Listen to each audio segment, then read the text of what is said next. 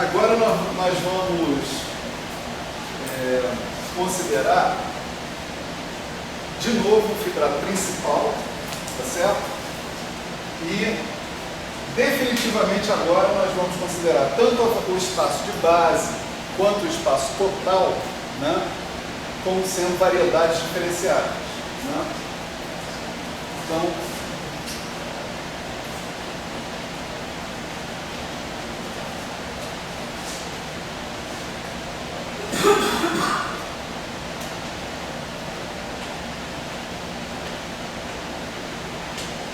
são variedades diferenciáveis.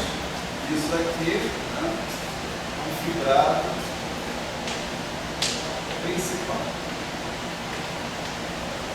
Portanto, né, só para mais uma vez lembrar, isso significa que o M é isomórfico ao espaço das órbitas que é sobre ação de G, né? Quem é sobre ação de G? Existe um grupo G, esse grupo G ele tem uma ação, né, sobre esse espaço total E. Então, o espaço das órbitas que você obtém ali é o isomorfo, essa variedade de base M. Mais ainda, nós vamos pegar esse grupo G, que aparece na definição desse fibrado principal, e vamos supor que ele é um grupo de Lie. Tá? Então, olha só, estamos dando estrutura pra caramba, cara, né? Até agora, nada praticamente do que a gente fez dependia do espaço de base e do espaço total serem variedades diferenciadas, né? E o grupo G podia ser qualquer grupo. O único requisito é que a gente tivesse uma ação livre sobre o espaço E, né? Ou seja, o único elemento do grupo G que deixa algum ponto, né, de M do E invariante é a identidade, né? Então essas são as condições gerais que a gente está colocando, né? E se o E é uma variedade diferenciável, é claro que eu posso falar do espaço tangente a um certo ponto Ezinho pertencente a E, tá certo? Sem maiores problemas, né? Então, eu vou denotar por PE.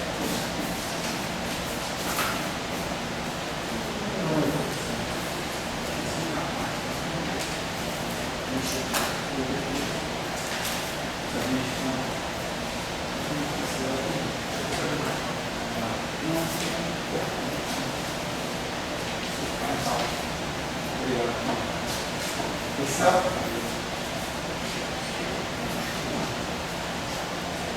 Bom, isso numa variedade normal, convencional, né?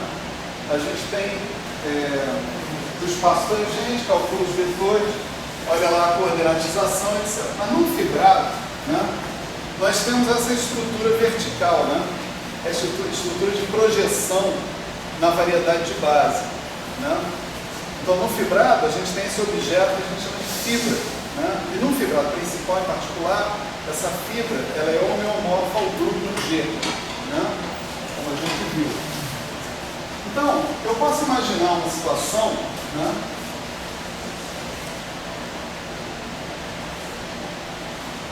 Deixa eu colocar aqui duas fibras juntas, né? Certo? No fibrado. Então eu tenho desculpa, deixa eu falar outra coisa antes. Os vetores no espaço tangente, eles sempre podem ser associados a vetores tangentes a alguma coisa, alguma curva que eu tenha sobre o espaço, né? Então, isso não é diferente aqui no espaço no fibrado. Eu vou botar uma curva no fibrado, né? Por exemplo, alfa T, né?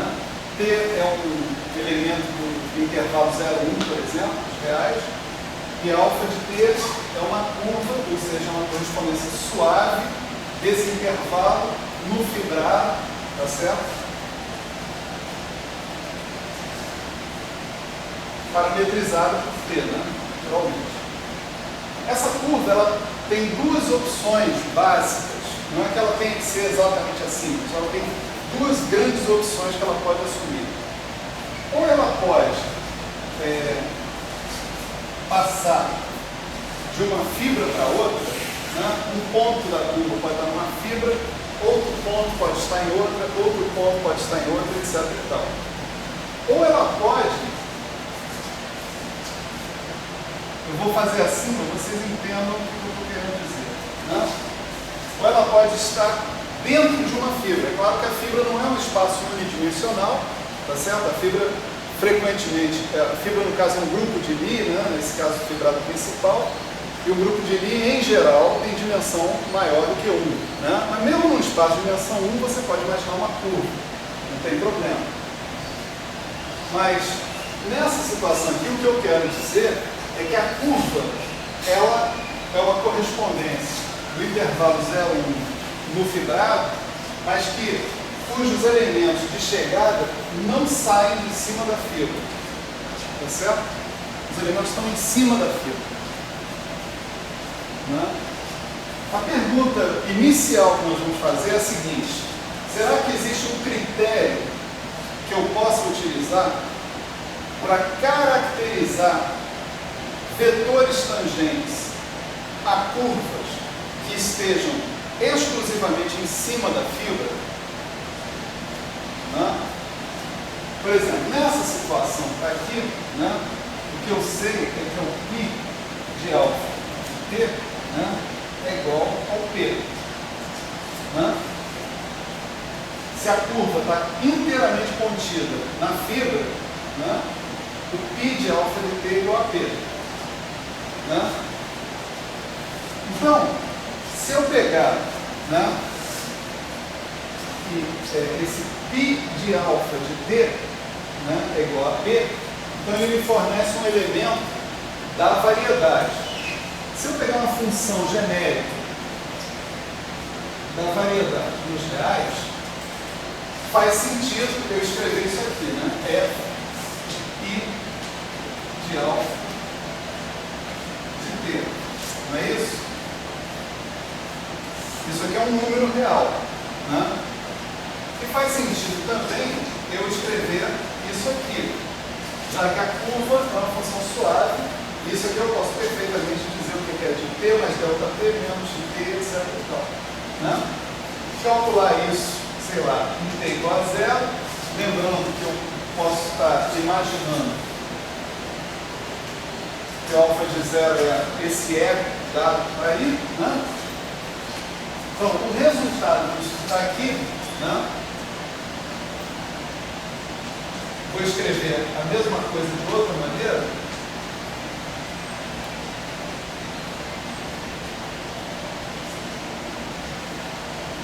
T igual a 0. Né? Mesma coisa escrita de outra maneira, me denuncia o que eu chamei de mapa diferencial, né, na aula passada. Isso aqui é a definição, né, de π estrela, né? Bom, vamos dizer que aqui eu tenho um certo vetor x, seja um vetor tangente à curva alfa de t, né, aplicado em π, em f composto com π. Né? X é um vetor tangente à curva f alfa de t. Né? Então, esse x é um vetor tangente desse cara, está aplicado em um certo f composto por π. Pela minha definição de mapa diferencial, isso é exatamente o retrocesso π estrela, o retrocesso não, mapa diferencial π estrela aplicado em x, π estrela x aplicado em f. Tá certo? Definição. Só para a gente chamar a atenção aqui, eu vou botar um subíndice alfa aqui no x para dizer o seguinte: o x é um vetor tangente à curva alfa. Em geral a gente não precisa fazer isso, mas como eu explicitei a curva alfa ali, né, então não tem problema. Pergunto para vocês o seguinte: o que acontece com esse vetor tangente π estrela x alfa se o alfa está nessa situação? Ele está eternamente em cima da fibra.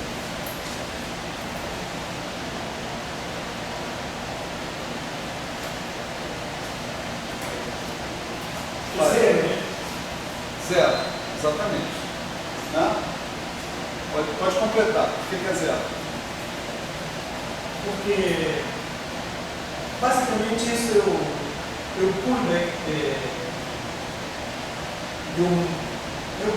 basicamente do campo vetorial.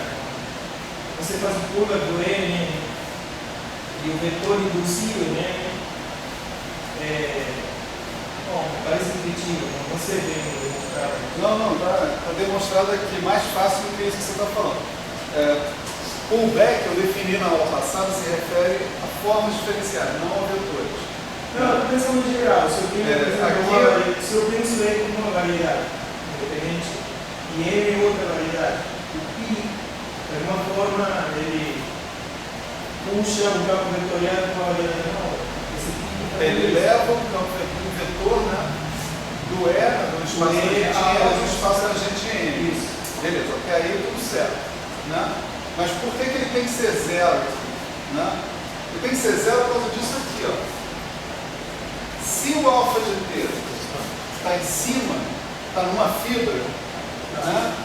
O π de alfa de t é um certo P, independente de t. Isso, tá certo? Como eu estou calculando uma derivada, a diferença entre dois pontos esse. Tá certo? Então isso aqui é zero. Né? É zero por isso. Né? π de alfa de t é constante, é um certo ponto P. Né?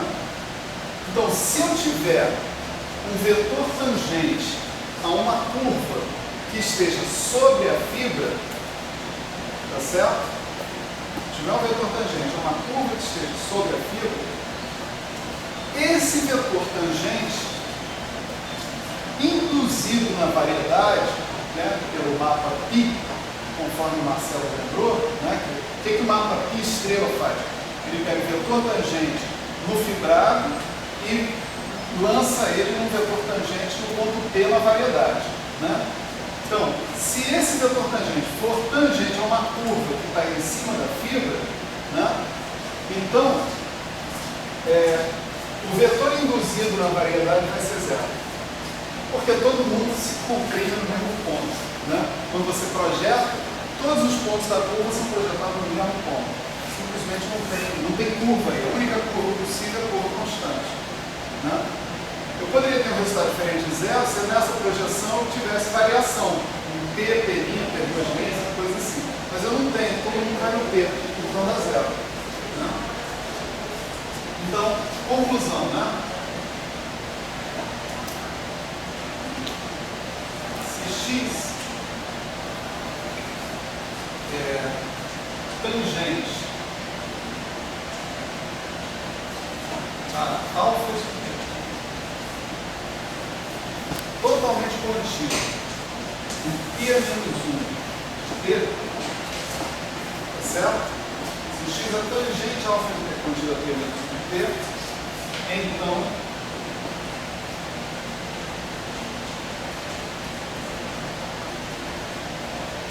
estrela de x alfa é zero. Certo?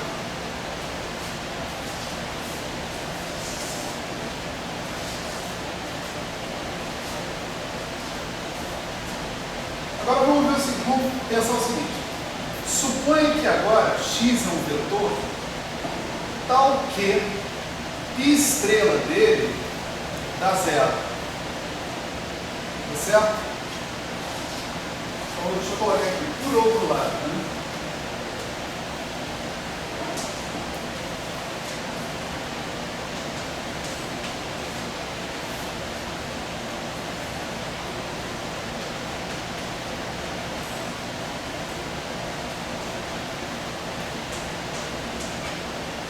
Estrela x igual a zero. Certo? X ele é tangente a uma certa curva alfa. Certo? vamos colocar o subinicial para lembrar isso. Tá? E é importante a gente uma certa curva alfa que está lá no fibrado. Eu não sei ainda as características dessa curva alfa, certo? Eu só sei o seguinte, eu estou supondo que o estrela x alfa é zero. Se o Q estrela x alfa é zero, então eu posso aplicar isso aqui no F, né? F de N em R, né? Porque esse vetor é um vetor do espaço tangente a P, em M a P, né?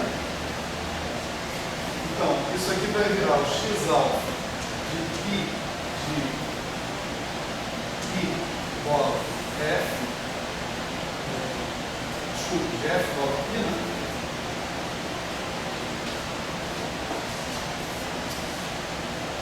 F bola π, essa é a definição, né? E isso que está aqui é PdT de F de π de alfa de T igual a zero. Tudo isso é no ponto E, né? Então, se eu estou dizendo que isso aqui é zero, então eu estou dizendo que isso aqui é zero. Né? O que tem que acontecer para que isso aqui seja zero para qualquer F? Certo? Para qualquer F. Se o F tem que ser arbitrário, não pode ser qualquer um, a única maneira disso ser zero é isso aqui ser uma constante independente de T.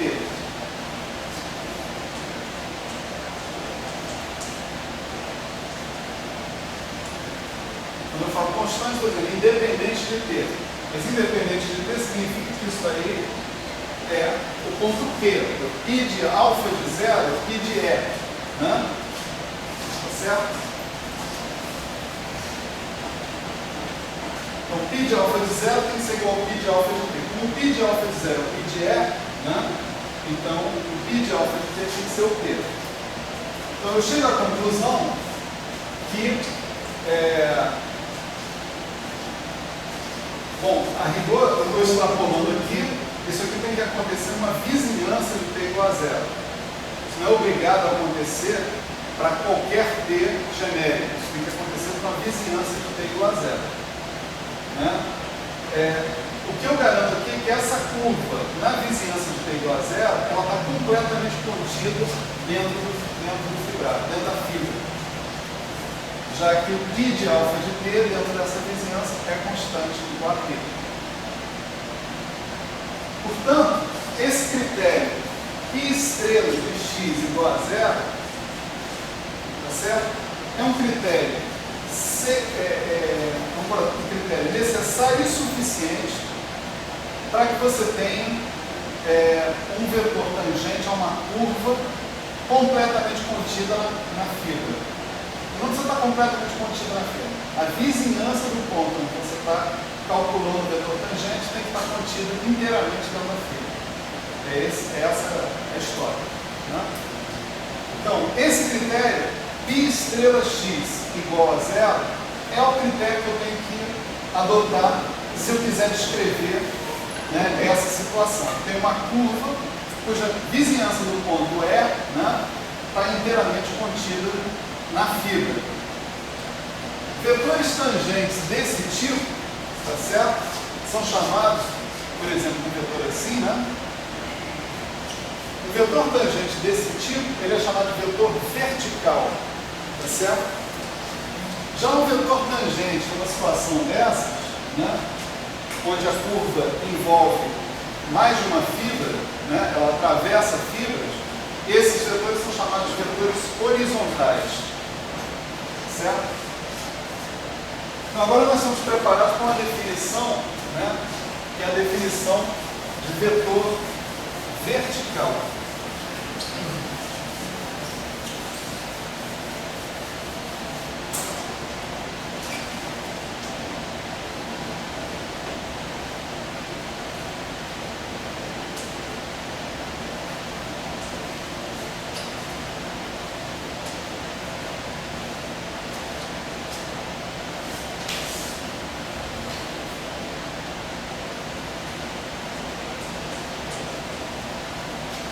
gostaria de perguntar, Tiago, o pi estrela funciona no projetor, né, do espaço?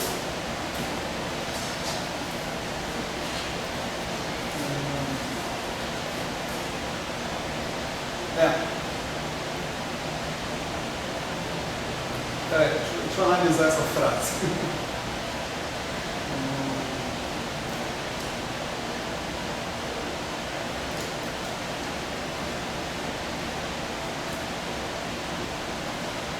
E estrela é um cara que leva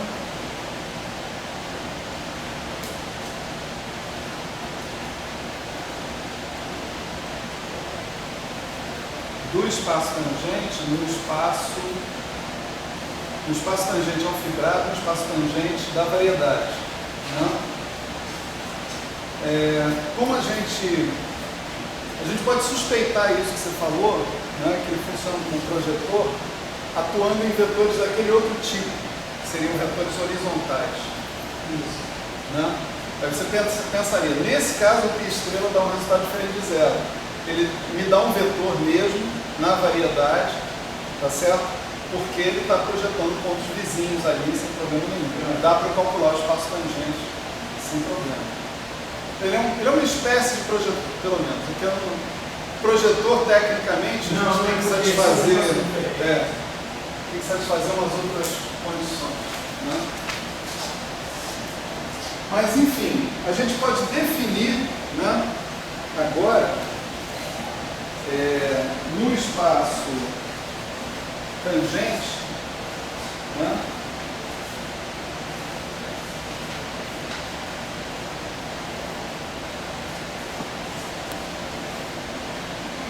a gente define, né, um subespaço no espaço tangente que eu chamo de espaço dos vetores verticais. Tá certo? É claro que isso aí é um espaço vetorial, né? Se você tiver dois vetores verticais, a soma dos dois vetores verticais é um vetor vertical, porque essa aplicação pi-estrela é uma aplicação linear. Né? Não tem problema nenhum com ela. Né? Então isso define o espaço dos vetores subespaço vertical.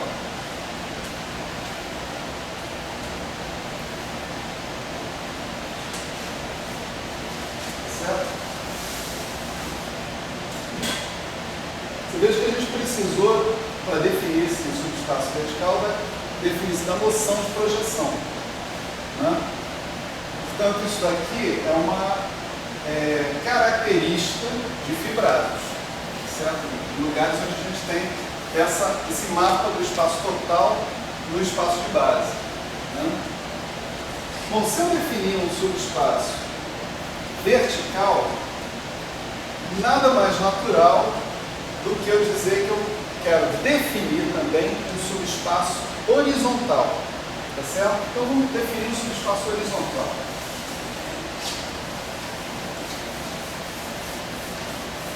A história com o subespaço horizontal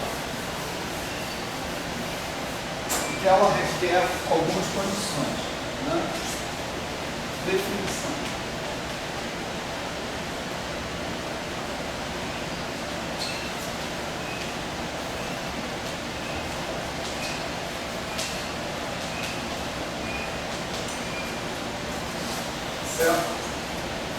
Eu vou definir o subespaço horizontal como um subespaço, né, contido, né, um espaço tangente, né, certo? De forma que as três condições abaixo sejam satisfeitas. Primeiro, que o espaço tangente possa ser escrito como uma soma direta do espaço vertical com o espaço horizontal. Né? Segundo, que essa decomposição x igual a xv mais xh, com xv pertencente a VE, xh pertencente a HE, né? Seja uma decomposição suave. Certo? Ou seja, XV e XH tem que ser campos vetoriais. Certo? Então, como campos vetoriais tem que satisfazer aquela regra, né, que nós impusemos para os campos vetoriais. Esses campos vetoriais, esses campos vetoriais são vetores, escolhas de vetores em cada ponto da variedade. Se você atuar com eles sobre funções arbitrárias, você vai obter funções da variedade nos reais que você espera que sejam suaves. Se essas funções forem suaves, os seus campos vetoriais são isso, campos vetoriais. Se não, são só escolhas de vetores. Né? Então a gente está impondo ali que se o x for um campo vetorial, xv e xh tem que ser campos vetoriais também. Ou seja, você tem que fazer essa escolha suavemente ao longo de todo o fibrado. E terceiro, né, é o seguinte. Se Z bar pertence a H, G, GE, isso implica que Z bar é igual ao RG estrela de algum Z para algum Z pertencente a H, G. Vamos devagar aqui na terceira condição. Né? Aqui eu tenho o ponto E do fibrado principal, e aqui eu tenho o ponto E transladado pelo elemento G do grupo, EG, ação à direita. Né? Então aqui eu teria o espaço horizontal do ponto E, e aqui o espaço horizontal do ponto EG. Tanto E quanto EG estão na mesma fibra, tá certo? Estão na mesma fibra. Então, em termos daquela figurinha que a gente está colocando ali, é como se ele tivesse levantado o plano, né? O plano estava no E, levantou aqui para o EG. Né? Aqui a gente está falando de um vetor horizontal, então eu estou imaginando o seguinte, né? Eu tenho um vetor tangente a essa curva, eu vou ter um vetor tangente a essa curva que está aqui. Só que essa passa por E, essa passa por EG, vamos dizer assim. Né? Então aqui eu tenho esse vetor tangente em E, esse vetor tangente em EG. O que está sendo dito aqui é o seguinte, é que todo vetor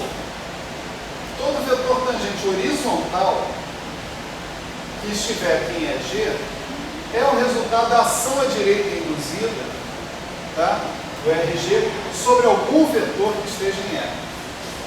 Isso significa que o espaço horizontal ele só precisa ser definido num ponto da fibra, no ponto E.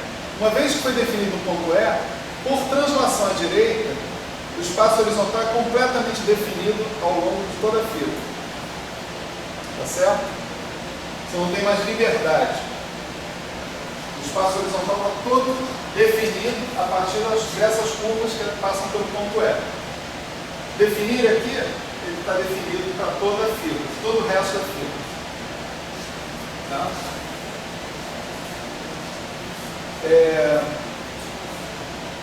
Esse terceiro requisito, né, é um requisito bem interessante, né, e ele tem uma explicação, né, para a sua imposição. Né. A explicação eu preciso de um pouquinho de álgebra linear, antes da gente prosseguir. Né. Não sei se vocês estão todos conscientes do seguinte fato. Né. Suponha que eu tenha um espaço vetorial, né? Intervalo. Álgebra linear. Suponha que eu tenha um espaço E, eu tenha E1, E2 contidos em E. Espaços vetoriais. Certo? Espaços vetoriais normais. Pergunta. Né? Se eu disser que o E é composto pela soma direta do E1 com alguém, esse alguém, tem que adicionar aqui mais uma coisa. E1 interseção E2 é apenas o zero, certo? Se eu disser que o E é a soma direta de E1 com alguém, esse alguém é necessariamente o E2, o que vocês me diriam? Sim, em números é assim, né? Em números é assim que funciona. Se eu falar 3 é igual a 1 mais não sei o que, esse não sei o que só pode ser 2. Né? Mas a pergunta é, isso funciona também para espaços vetoriais na álgebra linear? Só pergunta o quê? Se você segue a soma direta, você pode garantir que O outro cara que eu tenho que pôr ali é E2? Só se o 1 unido com E2 não é, né? O E1 unido com E2 dá E. Eu diria que sim. Porque ainda pode ter outra componente mais o espaço. O espaço total ainda pode ter outra componente que seja soma direta.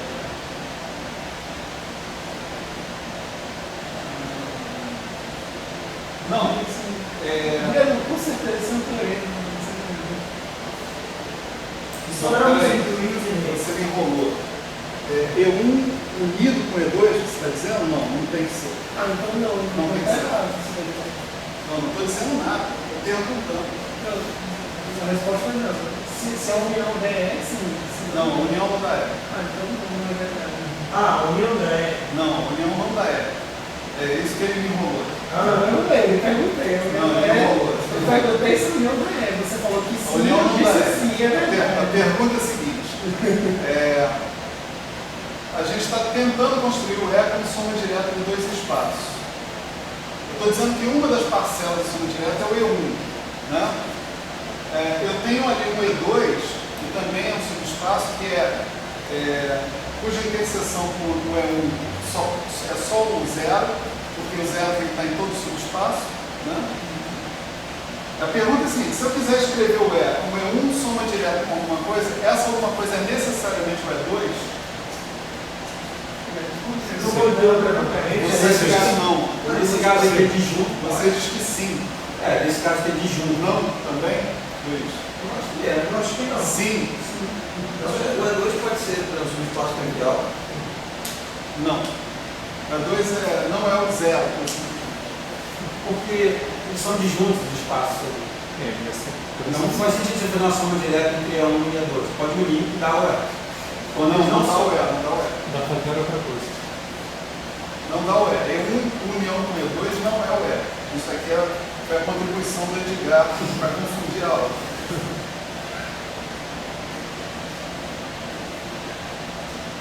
Bom, eu queria justamente chamar a atenção para a dúvida que é comum, né? Todo mundo.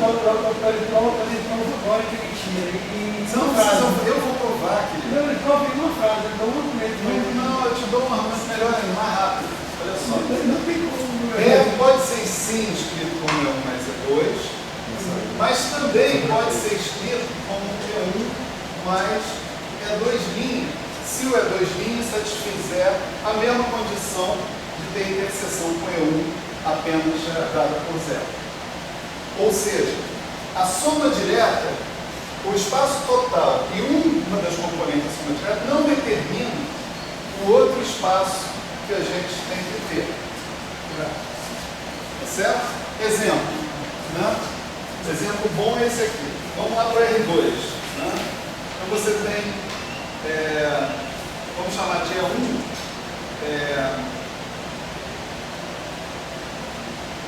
reta que passa por 0, 0 e 2, 1, por exemplo. Tá certo? E E2, a mesma coisa, passando por 0, 1. Tá certo? Então a única interseção possível desses dois caras era a origem, 0, 0. Certo? 2, 1, 2, 1 é essa reta aqui, né? E a outra, 0, 1, né? 0, 1 é essa reta aqui, né? Então, a união desse cara com esse não é o espaço inteiro, né? Só para botar o Edgar no seu devido lugar. A união desse cara com esse cara não é o espaço inteiro. A interseção deles é apenas a origem. E você pode escrever qualquer vetor do espaço como uma combinação linear desses dois vetores, porque eles são linearmente independentes. Não tem problema nenhum. Tá certo? Por exemplo, né, um XY genérico, você pode escrever esse cara como A2, 1 mais B0, 1 com A igual a x sobre 2 e D igual a y menos x sobre 2. Se você quiser, faz assim. Né? Então, você pode escrever um E2' aqui, né? Que é a mesma coisa, só que passando por um. Tá certo? Então, você novamente, né, pode escrever qualquer elemento do espaço como A', 2, 1 mais B', 1, onde agora o seu A' é igual a x menos y e o seu B' é igual a 2y menos x.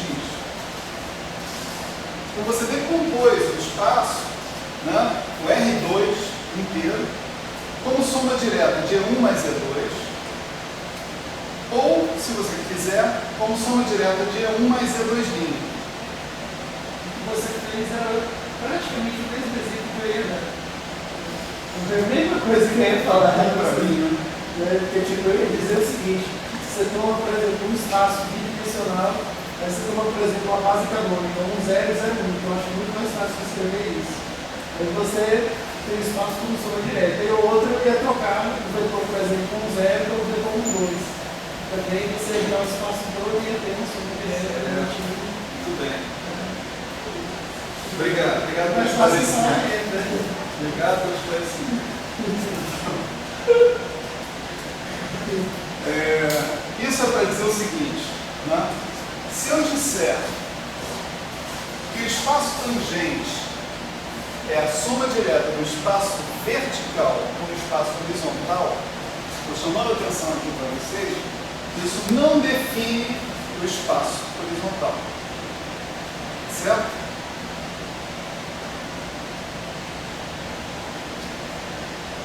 O espaço horizontal continua sendo uma escolha que eu tenho que fazer. Do mesmo nível do exemplo que a gente colocou aqui. Se eu falar, o espaço tem que ser a soma direta de E1 com alguma coisa, essa alguma coisa não está fixada. Ela tem que ser escolhida. Então aqui você pode escolher o E2, o E2' ou outra coisa que a gente queira. Aqui também, esse espaço HE, né, o único requisito que rola sobre ele é que a interseção dele com o espaço vertical tem que ser zero. Tem que ser o vetor zero. Tá certo? Então, nessa definição, na verdade, a gente não define, né? Não define o uso do espaço horizontal. A gente coloca condições que ele tem que satisfazer. E a terceira condição agora fica um pouco mais clara, né? Eu tenho que fazer essa escolha para um determinado ponto E. Feita a escolha para o ponto E, eu vou copiar essa escolha para os outros pontos da fibra. EG, para G genérico. Tá certo? Para eu não ter que fazer essa escolha independentemente em todos os pontos da fibra. Está claro isso? Certo? Então, beleza.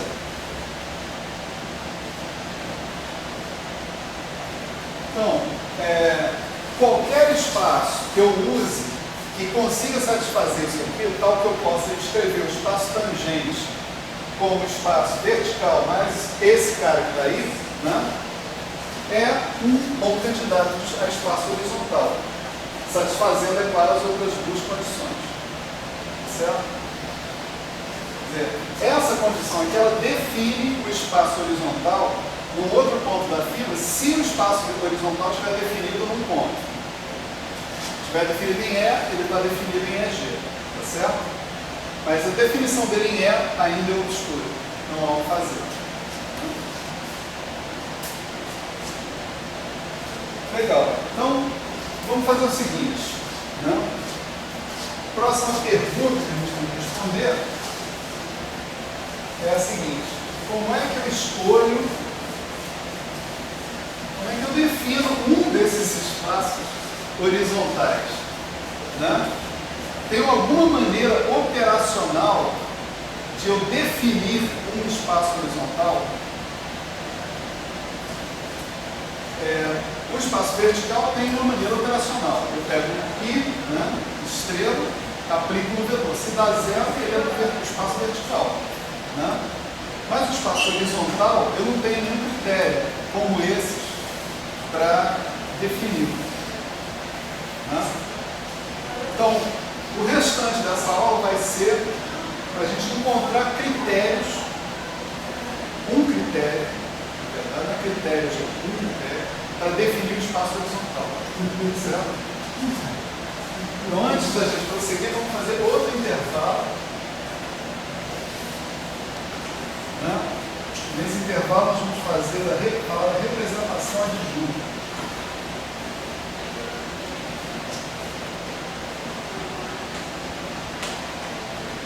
Certo? Representação adjunta do grupo G. Né? Trata-se de um automorfismo. Eu vou chamar de ADG, de G em G. Né? Ele pega o elemento de G e leva em G. E ele faz o seguinte: o ADG de G bar, né, é G bar de menos 1. Ele faz uma conjugação do elemento G bar por G. Certo? Então, é bastante rápido a gente verificar que a composição de dois desses automorfismos, né, segue exatamente a lei de composição do grupo. ADG1 com ADG2 é o ADG1, G2. Basta aplicar na sequência num G bar fixo. Tá certo? É por isso que isso aí é chamado de representação. Né? Uma representação é um mapa linear, né? É um mapa que associa a cada elemento do grupo um operador linear, tipicamente. É o caso aqui do ADG. Né? Então, propriedade maravilhosa da representação adjunta. Né? Propriedade maravilhosa da representação adjunta é a seguinte: se eu fizer um mapa diferencial, né? Olha, o ADG, ele vai de G em G. Ele pega o G bar e leva em G bar, G menos 1. Tá certo? Se eu fizer um mapa diferencial por ADG, por G menos 1, aplicado num campo vetorial invariante à esquerda, eu estou colocando esse campo vetorial invariante à esquerda no ponto G. Ponto G no bom sentido. Certo? O resultado que eu vou encontrar, vamos trabalhar essa questão que está aqui, e a gente vai chegar. A linha final é o teorema, vamos dizer assim. Né? Isso daqui é, por definição, o ADG menos 1, estrela, LAG. O LA é LG, estrela, A. É isso? Quem é A? A é o elemento do espaço tangente ao grupo G na identidade. Certo? Aí é um vetor. É um vetor de P1 de G. Né? O espaço tangente na identidade do grupo G. Agora, novamente, ADG menos 1 estrela, LG estrela, a gente usa aquela regra de composição de mapas diferenciais. Esse mapa diferencial composto com esse é o mapa diferencial da composta. Né? Então, isso daqui dá ADG menos 1 composto com LG, tudo isso, mapa diferencial atuando em A. Né? E ADG menos 1 composto com LG, deixa eu escrever aqui do lado rapidinho, vamos ver o que dá isso daqui atuando com G bar. Né? Então, isso dá ADG a menos 1, G bar. Esse é o efeito do LG sobre o G bar, G bar. E o ADG a menos 1, ele é G menos 1, G bar, G. Né? Então, o resultado disso daqui é G barra G. Mas G barra G é exatamente a ação à direita por G sobre G barra. Certo? Então, isso que está aqui é o RG estrela A, que a gente não definiu ainda, mas que a gente pode definir, que é um campo vetorial invariante à direita, tá certo? Gerado ou associado com A, o elemento do espaço tangente na identidade, tá certo?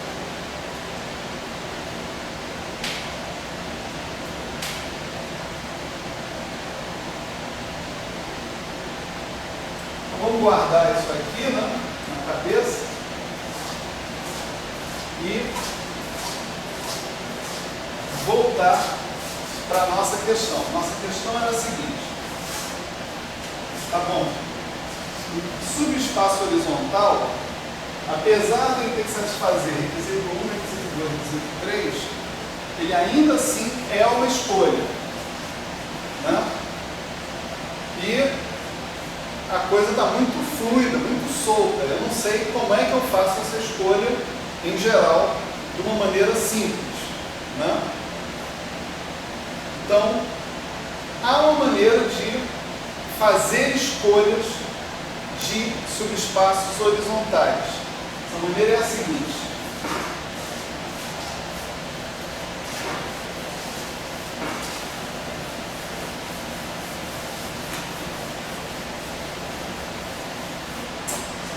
essa maneira é através da definição de um funcional linear, né, ômega, um campo, né, ômega, campo de funcionais lineares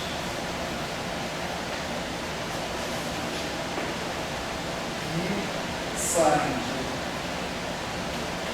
P de E e chegam em P1 de G. Quer dizer, esse cara pega um vetor, tá certo? Ele me devolve um elemento da álgebra de Lie. Tá certo? Ele devolve um elemento da álgebra de Lie do G, do meu grupo G. E o que eu defino esse cara é da seguinte maneira: suponha, se eu pegar um vetor daqui, x, por hipótese, esse vetor x pode ser escrito como um vetor vertical mais um vetor horizontal, se eu tiver feito a decomposição em subespaço vertical e subespaço horizontal. Né? Então eu defino o meu funcional linear da seguinte maneira: esse ômega é, né, x, esse Ezinho, ele está presente aqui para lembrar o ponto específico no qual eu estou definindo o meu funcional linear. Então, ele está definido para todos os pontos do fibrado, mas eu estou especificando esse ponto E por causa da variação que isso vai sofrer quando eu fizer operações como mapa diferencial, derivar, retrocesso, essas coisas todas. Então, o que eu vou chamar de ômega E de x, vai ser A. Que A é esse?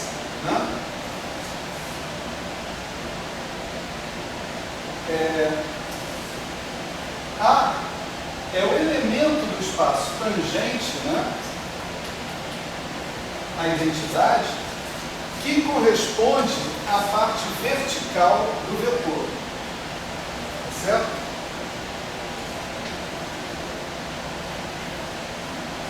Que diabo é isso? Como é essa correspondência? Que você não falou nada para a gente até agora. Vou falar. Espera aí.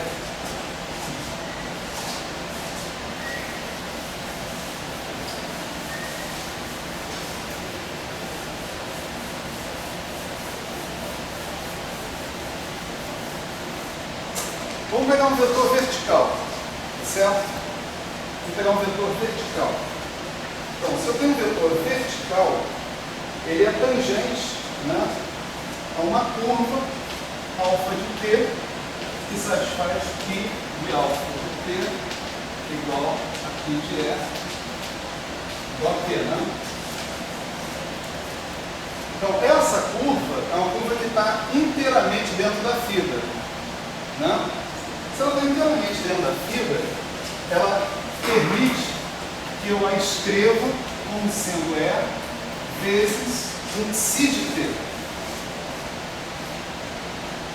Essa curva psi de t, ela é uma curva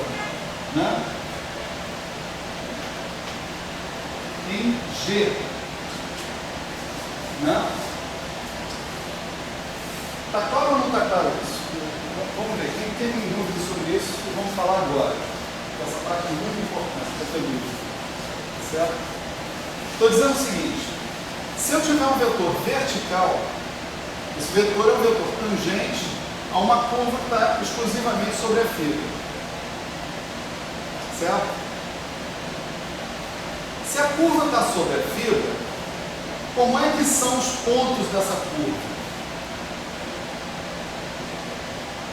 São E de t, Tá certo? Eu chamei de alfa de t, Mas eles são E de t, sendo que o E de zero é o E. Que a curva passa pelo E. Agora, devido à ação do grupo ser livre, todos os pontos da fibra podem ser levados uns nos outros pela ação do grupo. Então, se eu tiver um alfa de t e o E, os dois estão na fibra, eu posso pegar o E e definir um elemento ψ, que em princípio é função de t, que me leva do E no alfa de t. Para o alfa de t' é a mesma coisa, para o alfa de t2' é a mesma coisa. Então a minha curva, na verdade, ela é a ação à direita de elementos do grupo parametrizados por t sobre um elemento da fibra, fixo, o E. Tá certo? A curva é assim. Então, se eu tenho uma curva, essa curva aqui, é uma curva em E. Se eu tenho uma curva em E, essa curva em E define uma curva em G. Tá certo? E tudo que eu preciso dessa curva em G, tá certo? É o pedacinho dela que está na vizinhança de t igual a zero.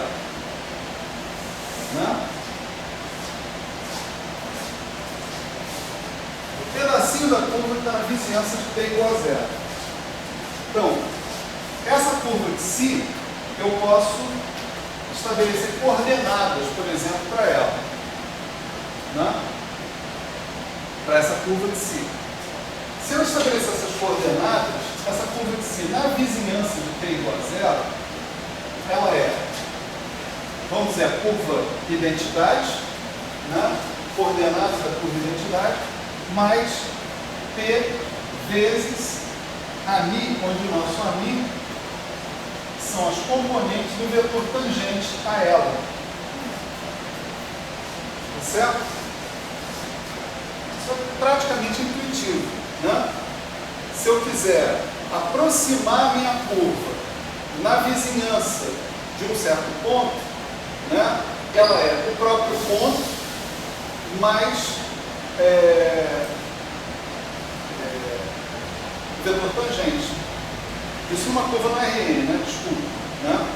Mas aqui observa que eu tomei o cuidado de falar que eu não estou falando da curva, estou falando das coordenadas associadas com a curva. Certo? Senão eu não posso somar C de T. Né? C de T é um elemento do grupo. Eu tenho produto lá definido, não soma. Né? Esse cara aqui são as componentes do vetor tangente à curva naquele ponto. E se a curva for dada por isso aqui, eu posso dizer que isso aqui define um certo φ de T. Eu vou botar mi aqui para falar das coordenadas dessa curva. Esse φ mi a de T, eles são as coordenadas de uma curva que é um subgrupo a um parâmetro, desde que eu pense no T como sendo infinitesimal, próximo a T igual a zero, infinitesimalmente próximo a T igual a zero. Ou seja, é bem fácil a gente ver que φ de T, φ de S é igual a φ de T mais S. Então não sei se está todo mundo acompanhando o raciocínio. Olha só. Dada uma curva sobre a fibra, que esteja completamente contida na fibra, né? Essa curva está associada a uma curva em G. Porque todos os elementos da fibra podem ser escritos como aplicação do grupo sobre um elemento fixo da fibra. Essa curva em G, em geral, não é um subgrupo ou um parâmetro. Mas isso não importa, porque o que está me interessando para a finalidade de calcular o vetor tangente a essa curva é a vizinhança infinitesimalmente próxima de T igual a zero. Na vizinhança infinitesimalmente próxima de T igual a zero, essa curva de si pode ser mapeada num subgrupo ou um parâmetro, que é esse φ. Então, existe uma correspondência, tá certo? Entre o vetor tangente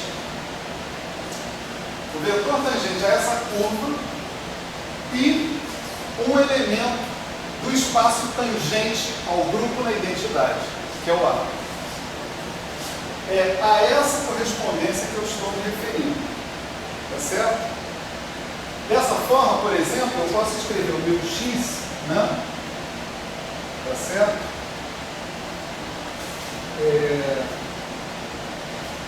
Vou chamar x alfa, né? Vou fazer o x alfa atuar numa função h, tá certo? Do fibrado nos reais, tá certo? Que é onde os vetores atuam. Eu vou escrever esse cara como a definição de vetor tangente. DDT do H de E, né, vezes o alfa de T. Né? Desculpa, alfa de T. H de alfa de T. Tem negócio de E, né? Agora, o alfa de T, por sua vez, né, isso não T igual a zero. Isso daqui dá o H de E si de T. Em T igual a zero.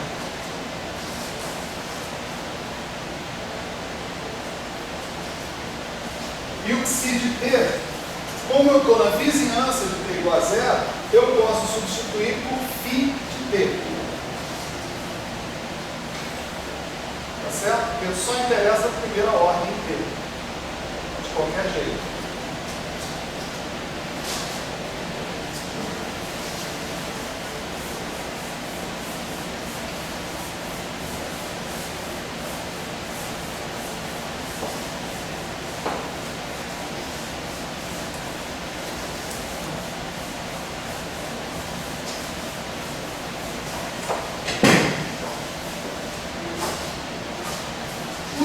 P, por sua vez, né,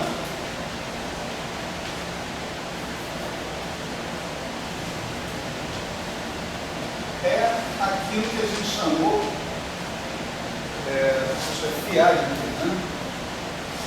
Exponencial de PA. Né? Tá certo?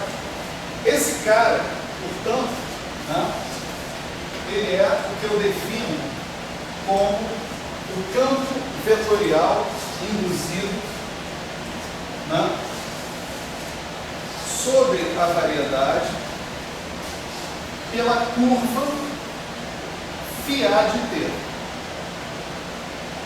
Então, o meu campo, o meu vetor vertical, que é tangente à curva alfa, através dessa sequência de raciocínio, pode ser visto como associado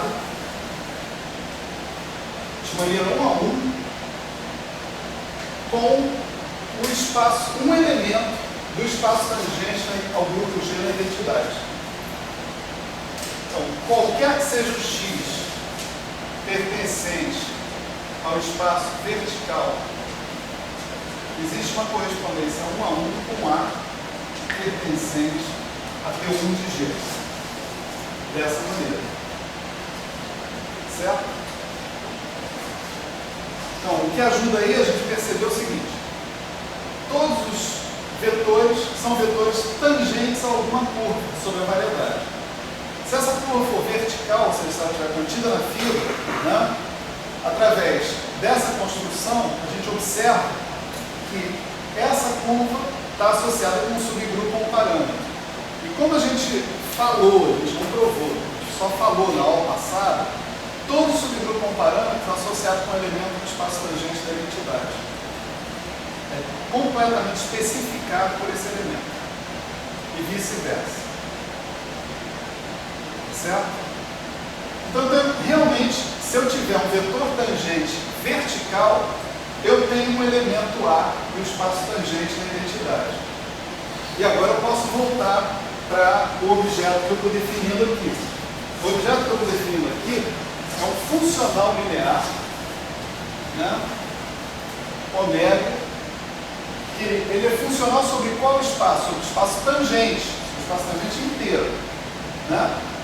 E, ao invés de ele me dar um número real, como todo bom funcional até hoje deu, né?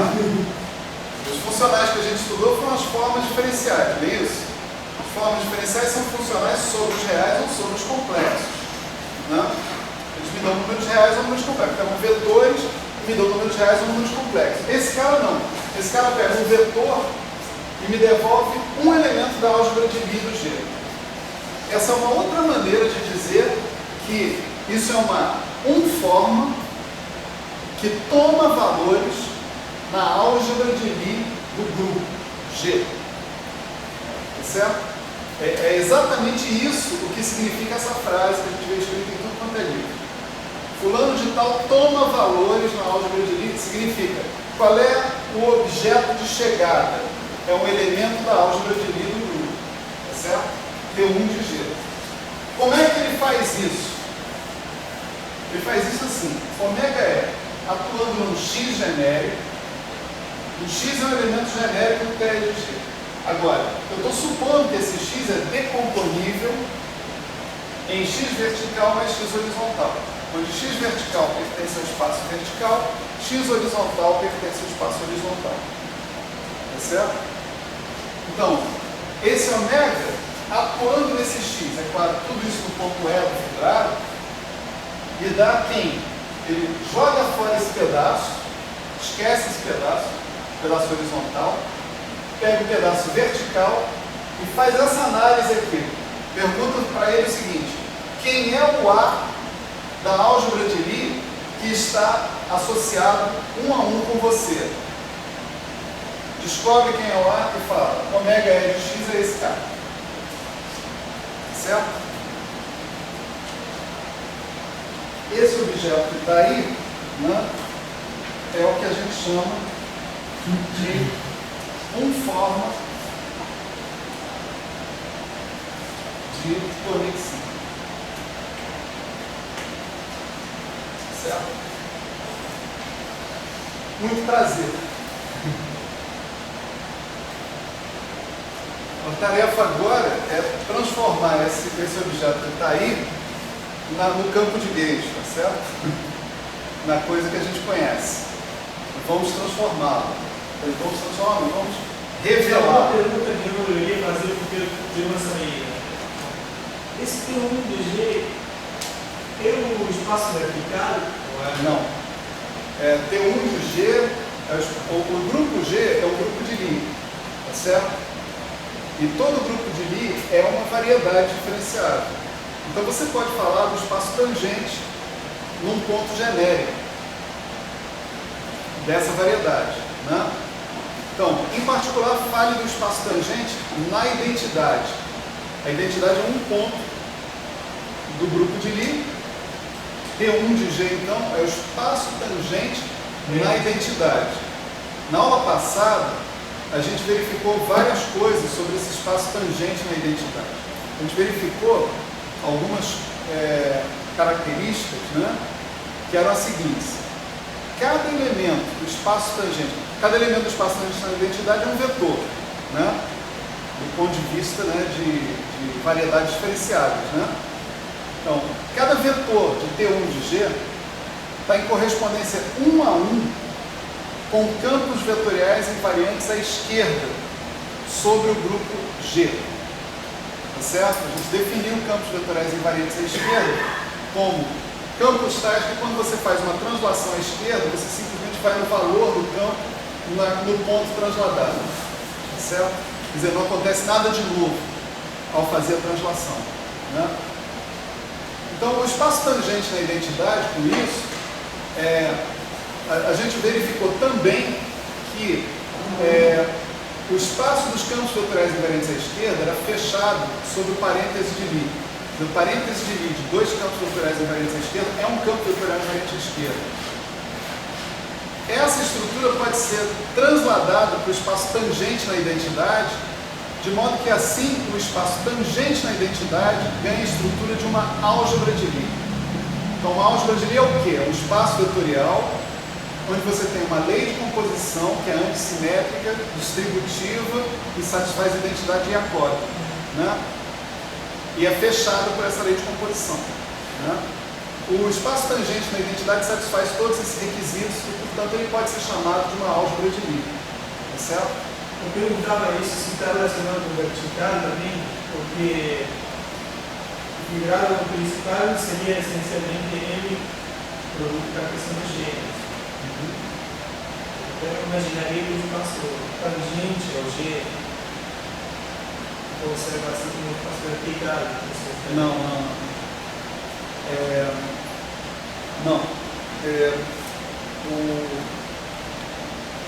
O fibrado, na verdade, é mais complicado do que isso. Não, né? sei.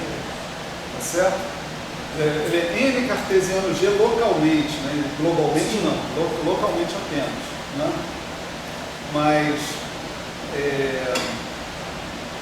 se o grupo G é um grupo de Lie, que é o que a gente precisa aqui sim, está se restringindo a situação em que o grupo é um grupo de Lie. Então aparece, de fato, tem uma diferença entre vetores verticais e vetores que pertencem ao espaço tangente do grupo, tá certo? Os vetores que pertencem ao espaço tangente ao grupo na identidade são coisas restritas ao grupo. Aqui nós estamos falando de uma coisa mais genérica, né? Mas está entendido esse conceito aqui de forma de conexão, né? Então, a forma de conexão, né, ela pede, né, aparentemente, né, pela definição que a gente faz, ela pede previamente que a gente tenha splitado, separado o espaço em espaço horizontal e espaço vertical. O espaço vertical, a gente tem um critério, né? É só aplicar π estrela no vetor, se der zero, ele é vertical, acabou. Mas o espaço horizontal, ele é uma definição. Tá certo? Ele é uma definição. Então agora nós vamos ver como que, quando a gente tem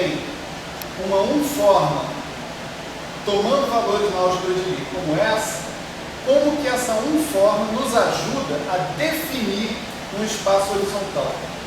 Tá certo? Essa é a história.